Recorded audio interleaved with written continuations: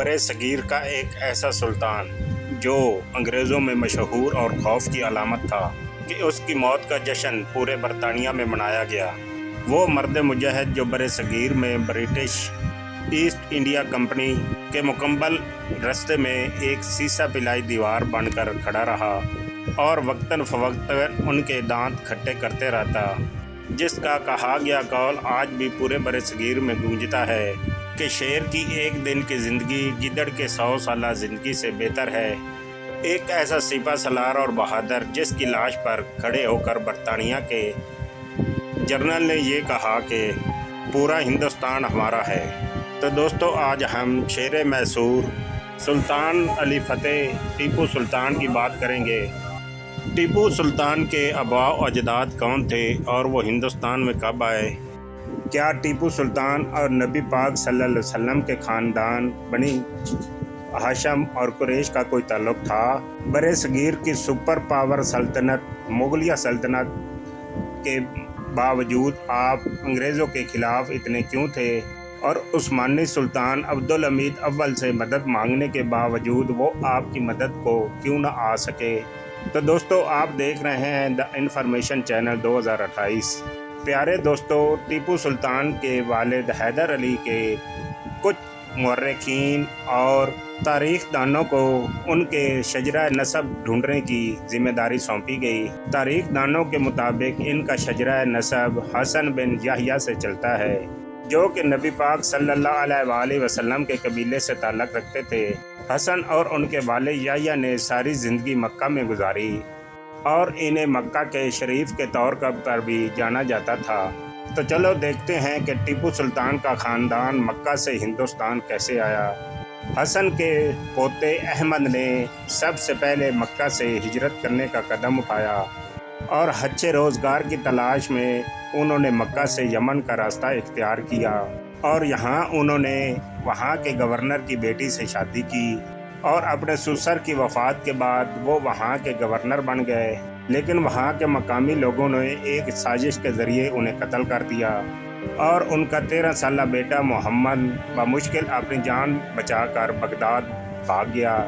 اور انہوں نے وہاں پر تجارت شروع کی اور کچھ عرصے میں وہ وہاں کا مشہور تاجر بن گیا۔ تو دوستو، یحییٰ سے 6 نسلیں آگے آئیں تو حسن ابن ابراہیم آتے ہیں، جو کہ اس خاندان کو برِ صغیر میں لانے کی دوسری کڑی بنے۔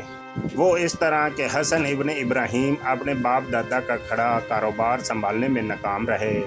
اور برِ صغیر میں ہجرت کرنے کا سوچنے لگے۔ برِ صغیر جسے اس وقت سونے کی چڑیا کہا جاتا تھا، جس کے زیادہ تر حصوں پر مغل بادشاہ یا سلطان وہاں پر حکومت کر رہے تھے۔ تو 17ویں صدی میں حسن ابن ابراہیم کا پورا خاندان برِ صغیر کے علاقے اجمیر میں آ گیا اور یہ خاندان محی الدین چشتی کی درگاہ سے منسلک ہو گئے اور کہا جاتا ہے کہ آپ نے ان کی بیٹی سے شادی کی، جن سے ان کا ایک بیٹا ولی محمد پیدا ہوا۔ دوستو، مشہور تاریخ دان کرمانی نے ان کو ولی محمد کو اس خاندان کا جد امجد مانا ہے اور یہ پہلے شخص تھے جن کا شجرہ محفوظ کیا جانے لگا۔ ولی محمد اپنے چچا سے جھگڑا کرنے کے بعد وہ حیدرآباد دکن کے ایک علاقے میں تشریف لے آئے اور یہ علاقہ محمد شاہ عادل کی زیر نگرانی تھا۔ تو دوستو، آپ کو بتاتا چلوں، محمد عادل شاہ عثمانی سلطنت کے اس سلطنت کے بانی کہ محمد یوسف عادل عثمانی سلطنت کے مراد شاہ کے دوم یعنی کہ ان کے بیٹے تھے، جنہوں نے 1490 میں اس علاقے پر چڑھائی کرتے ہوئے کنٹرول حاصل کیا تھا۔ اور اگر ولی محمد کی بات کریں تو وہ اس علاقے میں آتے ہوئے وہ جمال الدین حسینی یعنی گیس و دراز سے منسلک ہو گئے اور انہوں نے اپنے بیٹے محمد علی کی شادی درگاہ کے ایک ملازم سید پارسا کی بیٹی سے کی اور ولی محمد کی وفات کے بعد ان کے بیٹے محمد علی نے جنوب کی طرف مزید ہجرت کی اور عادل سلطنت میں اپنے کزنوں کے ساتھ اس سلطنت میں رہنے لگے، جو کہ عادل شاہ کی فوج میں سے تعلق رکھتے تھے۔ اور اسی دوران عادل شاہ اور مغل سلطنت کے اورنگزیب سلطان کے درمیان جنگ چھڑ گئی اور اس کے نتیجے میں ان کے 7 کزن جانوں سے ہاتھ دھو بیٹھے، اور اس کے بعد محمد علی اپنے خاندان کے ساتھ کولار آ گئے، جو کہ میسور کے مشرق میں ایک شہر تھا، اور اسی علاقے میں رہتے ہوئے وہ 1697 میں انتقال کر گئے۔ تو دوستو، محمد علی کے 4 بیٹے تھے۔ جب وہ جوانی کی طرف بڑھنے لگے تو انہوں نے اپنے آباء و اجداد کی طرح اپنے اولاد کو بھی مذہب کی طرف رجحان دینے کا کہا۔ یہ وہ وقت تھا جب برطانیہ کی ایسٹ انڈیا کمپنی برصغیر میں کافی حد تک اپنے پنجے گاڑ چکی تھی، اور کہا جاتا ہے کہ ان کے 4 بیٹوں کا رجحان فوج کی طرف تھا۔ ان کے چھوٹے بیٹے فتح محمد، جو کہ ٹیپو سلطان کے دادا تھے، پہلے ریاست ارگوٹ، پھر چتور میں نائک اور صوبیدار کے عہدوں پر فائز رہے، اور کہا جاتا ہے کہ وہ ان عہدوں پر فائز ہونے کے باوجود اورنگزیب کے ماتحت تھے،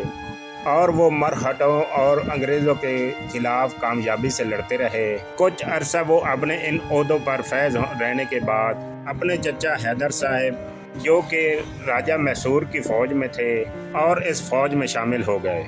کچھ عرصہ بعد ان کی قائدانہ صلاحیتوں کو جانتے ہوئے راجہ نے ان کو سربراہ کے طور پر عہدہ دے دیا، اور اس کے ساتھ ساتھ بدی کوٹ کا ایک چھوٹا سا گاؤں انہیں جاگیر کے طور پر دیا گیا۔ یہاں رہتے ہوئے آپ کی پہلی شادی تنجور کے سید برہان شاہ کی بیٹی سے ہوئی، جن سے آپ کے 3 بیٹے اور 2 بیٹیاں تھیں، جبکہ آپ کی دوسری بیوی لال بائی سے آپ کے 2 بیٹے شہباز اور حیدر علی تھے۔ دوستو، ایک جنگ میں فتح محمد کو قتل کر دیا گیا، اور اس کے بعد لال بائی اپنے دونوں بیٹوں کو لے کر شاہ محمد کی پناہ میں آ گئی، اور انہوں نے شہباز اور حیدر علی کی پرورش اپنے بچوں سے بڑھ کر کی، اور جوان ہونے پر میسور کے راجہ کی خدمت میں انہیں پیش کیا، اور پھر یہ دونوں بھائی میسوری فوج میں شامل ہو گئے۔ حیدر علی، جو کہ ٹیپو سلطان کے والد تھے، وہ پہلے تو اپنے بھائی شہباز کی کمانڈ میں عام سپاہی کے طور پر کام کرتے رہے، تاہم انہوں نے بعض مقامات پر ایسی دلیری اور ہمت کا جوہر دکھائے،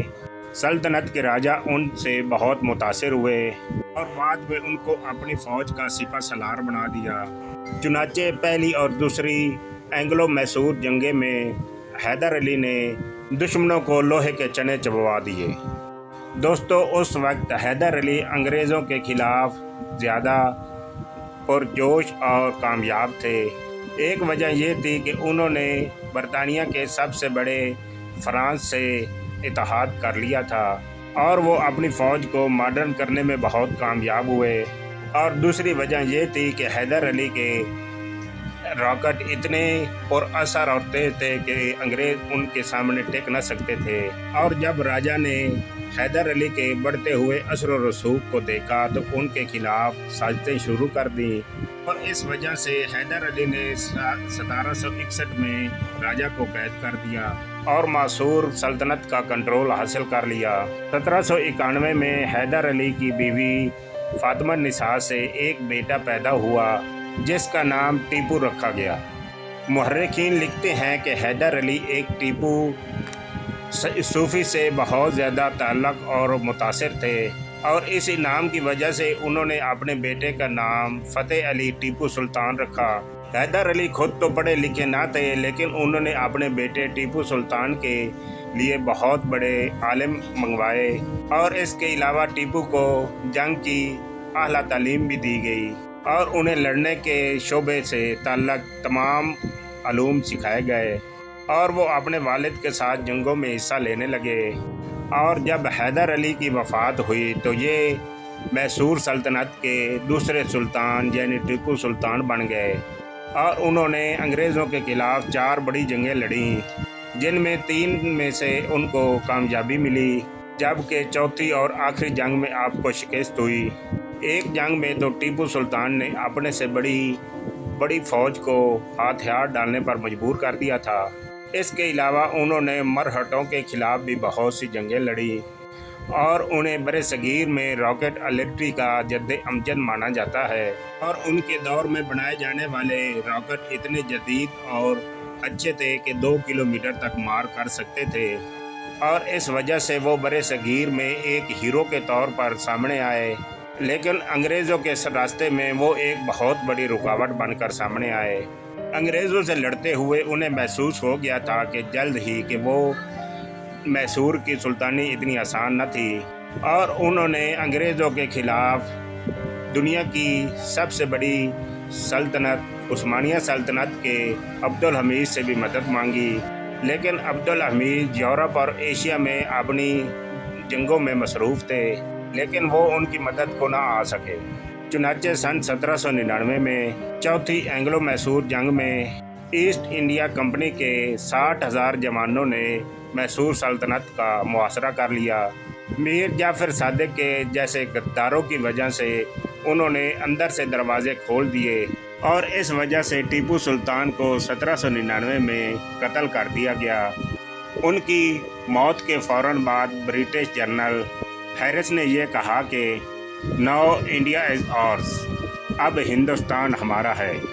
ان کی شہادت پر پورے انگلستان میں خوشیاں منائی گئیں اور عام تعطیل کا اعلان کر دیا گیا۔